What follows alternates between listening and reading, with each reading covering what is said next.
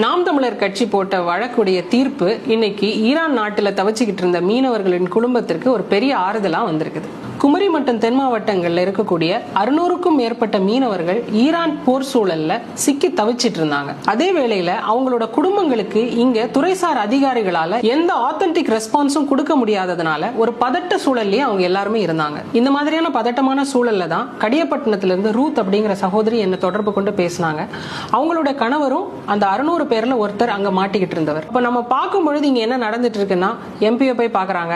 MP எல்லாரையும் கூட்டிட்டு போய் கலெக்டரை போய் சந்திக்கிறாரு.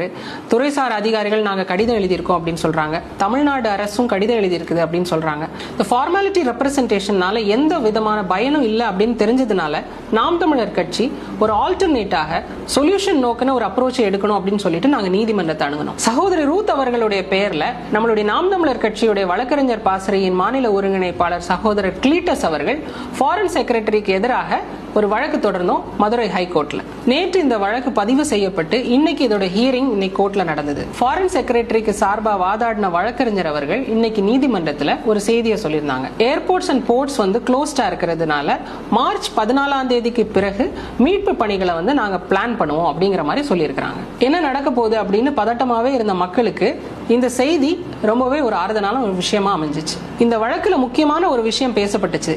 அதாவது இந்த வழக்கறிஞர் என்ன சொல்லியிருந்தார் அப்படின்னா, மினிஸ்ட்ரி ஆஃப் எக்ஸ்டர்னல் அஃபேர்ஸ் ஜனவரி 5ஆம் தேதியிலிருந்து தொடர்ந்து பலவித நோட்டிபிகேஷன்ஸ், வார்னிங்ஸ் எல்லாமே இஷ்யூ பண்ணிக்கிட்டே இருந்திருக்காங்க. ஆனா முறையாக இங்க இருக்கக்கூடிய குடும்பங்களுக்கு அது தமிழ்நாடு அரசு கொண்டு சேர்த்துதா அப்படிங்கிறது ஒரு கேள்விக்குறியா இருக்குது.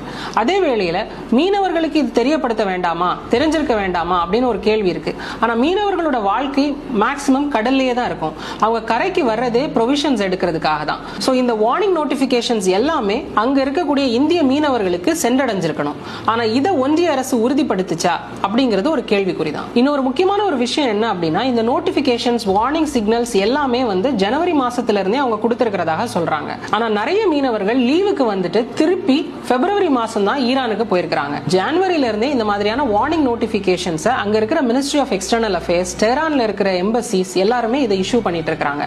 அப்படி இருக்கிற சூழ்நிலையில எப்படி நம்மளுடைய மீனவர்கள் பிப்ரவரி மாசம் இங்க இருந்து லீவ் முடிச்சு திருப்பி பணிக்கு போறதுக்கு ஒன்றிய அரசு அனுமதிச்சிச்சு? இதெல்லாம் பார்க்கும்போது ஒன்றிய மாநில அரசுகள் ரொம்ப கேர்லெஸ்ஸா இருக்கிறாங்களோ அப்படின்னு நமக்கு ஒரு கேள்வி வருது.